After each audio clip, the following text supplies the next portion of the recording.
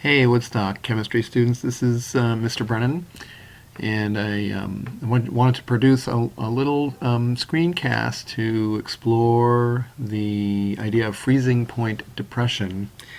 And this is a little extra chemistry lesson for those of you who are looking for a top score on our exploration of the depression of freezing point with water. Um, there's a graph here that maybe your data somewhat looks like, and it shows the freezing point of water with pure water freezing at 0, and then the freezing point depressing, going lower and lower as the amount of solute that you put into the water increases, going to the right. It's a pretty deceptively simple graph. It's linear, and looks perfect and all that. But this is a very deep concept here, and there's a lot of tricky parts to it. First tricky part here is that there's something called molality, and while they're showing the molality of sucrose, this could be the molality of salt or the molality of calcium chloride or any other kind of solute that you might put into water to depress the freezing point. We'll talk about that in a little bit, but I just wanted to start here with the idea that your graph probably looks something like this. Maybe the data isn't as perfect as it is here, but it probably looks something like that, and you probably have some sort of best fit line. Your task is to look at that best fit line really carefully, and the rest of this screencast will be dedicated to kind of unpacking what's going on here, so you have a fighting chance at doing the top score for this assignment. So this is the equation that governs that straight line, and it's known as Blagden's law, and it is expressed as the change in the freezing point temperature is equal to some product of constants here, and we're going to look at what each of those constants means. Okay, so let's take a look at the first piece. As I said, the delta TF is the freezing point depression, or how much the freezing point drops by. And if we look at the final freezing temperature, say after you've put in a certain amount of solute, it could be, say, -6 degrees, whereas the initial freezing point temperature is, of course, 0. So this number is going to be negative, and that makes sense that value be negative, because if something in here is, say, the slope of that line, we know that the slope is negative. Let's take a look at this. K sub f is this, quote, cryoscopic constant, and basically each solvent has a certain sensitivity to lowering its freezing point. Water has a certain cryoscopic constant. Isopropyl alcohol has a different cryoscopic constant. Basically every fluid that can be frozen has its own cryoscopic constant, and so if we had a series of graphs showing the freezing point depression for all kinds of solutes added to the solvents, we'd have multiple straight lines with different slopes. So Kf is certainly related to the slope, how sensitive, or how quickly, if you will, the water freezing temperature will change.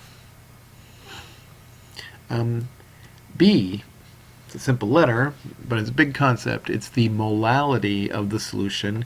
It is, if I jump back here for a second, it's what was referred to in this graph here, the molality of sucrose. You can see the molality is increasing in the same way that the amount of the solute is increasing. So if we jump back here, we can basically talk about molality as sort of a measure of concentration, a very specific measure of the concentration of the solution. Its units are moles of solute, which we'll come back to in a moment, per kilogram of solvent. So how much stuff you're putting in, the amount of solute you're putting in per kilogram of solvent. So instead of measuring the solvent in, say, liquid volume, we're measuring it in total mass. Okay, and then finally, this letter I here is for the number of particles produced by each molecule of solute. For salt, it's 2 because the NaCl breaks down into Na plus and Cl minus ions. So 2 particles are created. For sugar, even though it's a bigger molecule, C6H12O6, it doesn't break down any smaller than that. So sugar grains break down into large numbers of glucose molecules, C6H12O6. And it doesn't break down any further. So the number of particles produced by the solute is just 1 in that case. So I would be 1 for sugar, 2 for NaCl, and it could be 3 for something else that maybe breaks down into 3 parts. Your job is to basically discover from your data what the cryoscopic constant is of water by looking carefully at the graph and by understanding all these terms. Since that's something you'll be calculating, the KF is what you're going to be calculating, let's concentrate now on what it means to talk about the molality of a solution, okay? To find the molality of a solution, we first need to calculate the moles of a substance, and moles are a big concept in chemistry.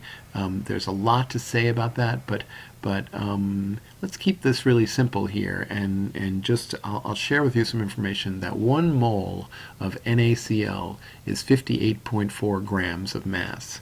So, you know, a few of those little medicine cups worth of table salt would be 1 mole of NaCl. Okay, so if you had put 30 grams of NaCl in your solution, you could figure out how many moles that is. Clearly, it's not even 1 mole, right? 30 grams is less than 58.4. So until you get to 58.4, you have not had a mole of NaCl. So we'll do our work. 30 grams of NaCl times 1 mole for every 58.4 grams. And when you work that out, you're going to get the fact that 30 grams of sodium chloride is equal to 0.514 moles of NaCl. So now we know how many moles that mass is, and if, say, that was poured into 400 milliliters of ice water, okay, then we would have the following molality. Remember, it's how many moles per kilogram. Well, water has this wonderful property that every milliliter is equal to every milliliter is equal to a gram of mass. That's true just for water. So 400 milliliters is 400 grams of water, and 400 grams of water is 0.4 kilograms. So we'll do our division. How many moles? 0.514. How many kilograms? 0.4. When I divide that through, I'm going to get a 1.28 molal solution. Little m is the abbreviation for molal solution. So it's a 1.28 molal solution, and right there what we've done is we've converted the amount of salt that we put into our solution into a molal solution, okay, into molality.